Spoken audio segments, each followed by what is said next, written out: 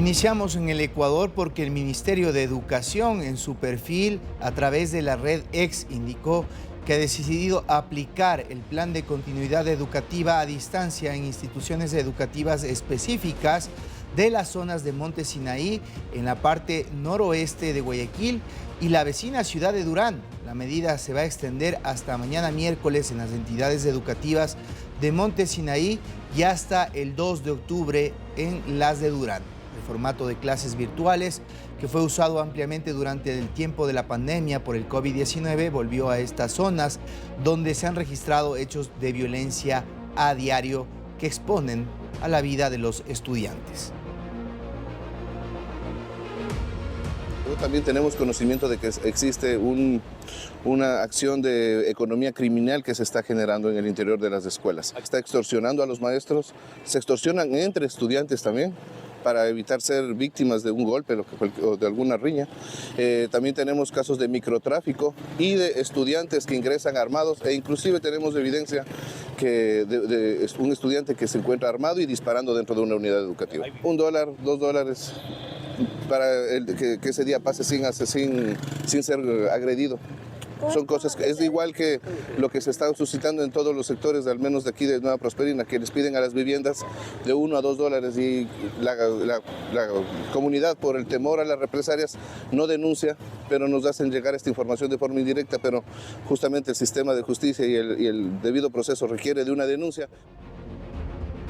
Está conectada en vivo y en directo Diana Castellanos, ella es viceministra de Educación, con quien vamos a profundizar sobre este tema tan grave que está viviendo el ámbito educativo, así como la sociedad en estas zonas de influencia del narcotráfico. Señora viceministra, gracias por su presencia en esta tarde. Le saluda César García. Buenas noches. Muy buenas noches con todos y todas. Un gusto poder compartir este espacio informativo con respecto a un tema tan importante como es la continuidad educativa de la población estudiantil de distintas zonas del Ecuador. Bien, escuchábamos antes de esta entrevista al integrante de la Policía Nacional señalando algunas de las cosas que están pasando y que exponen a la comunidad educativa. Primero iniciemos por ahí. ¿Cómo se realizó este diagnóstico para decidir que las clases vayan a la virtualidad? Es importante mencionar que el proceso de análisis sobre este tema se lo realiza de forma continua, no solamente por situaciones de seguridad, sino por distintas índoles de emergencia, que en algunos casos y en última instancia nos provocan que tengamos que tomar una decisión de esta dimensión. Una decisión que para el día 25 de septiembre fue ampliada a 34 instituciones educativas de Durán, las cuales permanecerán en modalidad a distancia hasta que la Policía Nacional, de forma expresa, manifieste al Ministerio de Educación que existen las garantías de seguridad que se requieren para salvaguardar la seguridad de los estudiantes y del personal educativo. En el caso directo de las 6 instituciones educativas que se encuentran en el distrito de Pascuales, en la ciudad de Guayaquil, esta fue una medida temporal en función de hechos específicos y puntuales que se dieron el fin de semana previo en el que se tomó esta medida ¿Cuáles fueron y que esos hechos? retornarán al proceso. Hechos igual de inseguridad que generaron una situación de alerta y conmoción social en la comunidad educativa de estas 6 instituciones educativas. Estos fueron hechos de seguridad, entre ellos un par de balaceras que se dieron en el sector y que efectivamente causaron conmoción social.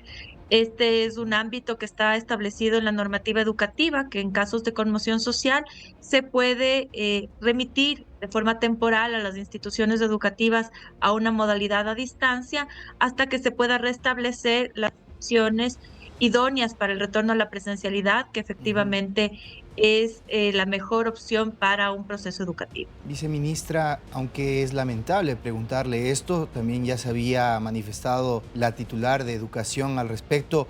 ¿Cuántos niños muertos han resultado producto de esta ola de violencia en el ámbito de la educación pública? ¿Tienen ese dato? Creo que es importante mencionar que en ninguno de estos hechos de violencia hasta ahora, y efectivamente es un hecho que tenemos que reconocer, pero también agradecer que efectivamente ninguno de estos hechos ha sucedido al interior de las instituciones educativas. Ujú. No hemos tenido casos de asesinatos de estudiantes al interior de instituciones educativas, no hemos tenido casos de balaceras al interior de instituciones educativas. Estas han sido, en la mayor parte de casos, en espacios públicos o en balaceras en espacios circundantes a las instituciones educativas, que es lo que genera este factor de conmoción social que nos obliga a tomar estas decisiones que efectivamente son las de última instancia que queremos tomar, ¿Y cuál es el número considerando de que esos lo más muertos, viceministra, pertinente. fuera de del reducto? Conforme con los datos que nos ha remitido el Ministerio del Interior y la Policía Nacional, porque es importante mencionar que este es un dato de la Policía Ujú, Nacional y del claro. Ministerio del Interior, tenemos un total de 147 homicidios y muertes violentas de niños, niñas y adolescentes. No necesariamente todos estaban en el sistema educativo, porque hay algunos que tienen 4 años hasta los 18 años. La población de 3 y 4 años no necesariamente está en el sistema educativo. Ujú. Entre enero y junio del año 2023, es decir, en el primer semestre de este año. Ninguno de estos hechos, reitero, Ujú. han ocurrido al interior de instituciones educativas. La mayor parte de estos han ocurrido en espacios públicos o incluso en lugares muy cercanos a los domicilios donde residían estos niños y niñas. Aún así, la cifra Efectivamente. es realmente preocupante, ¿no? Y de hecho, por eso se requiere el trabajo articulado entre las dos carteras de Estado. Y hacia allá va mi segunda pregunta, porque le escuchábamos al miembro de la policía que varios de estos estudiantes son víctimas de extorsión, aunque sea mínima, pero para la economía de jóvenes que van a un centro educativo es grave, que para poder ingresar a su colegio, para que no les hagan nada, les cobren rubros alrededor de $2. En ese sentido, ¿se ha identificado esta problemática? ¿Cómo se trabaja entre el Ministerio de Educación y el del Interior para poder registrar ese tipo de cosas y fortalecer los patrullajes alrededor de las instituciones educativas? Tenemos desde febrero del presente año un acuerdo interministerial con el Ministerio del Interior que efectivamente promulga el protocolo de actuación en casos de infracciones cometidas dentro o que afecten directamente a la comunidad educativa de todas las instituciones educativas a nivel nacional. Ujú. Dentro de algunos de estos temas se aborda cuál es el proceso de denuncia. Incluso hemos solicitado a la Policía Nacional que se habilite un mecanismo de denuncia anónima para estos casos, entre los que se encuentra efectivamente extorsiones, que es un delito, el tema del tráfico de sustancias, que también es un delito, Ujú. y que hay que recordar que todos estos hechos, al ser un delito, se convierten en un agravante en el caso de el uso para estos fines de niños, niñas y adolescentes. Eso está establecido en la normativa. Y en este mismo esquema, desde hace varios meses hemos venido trabajando y solicitando al Ministerio del Interior.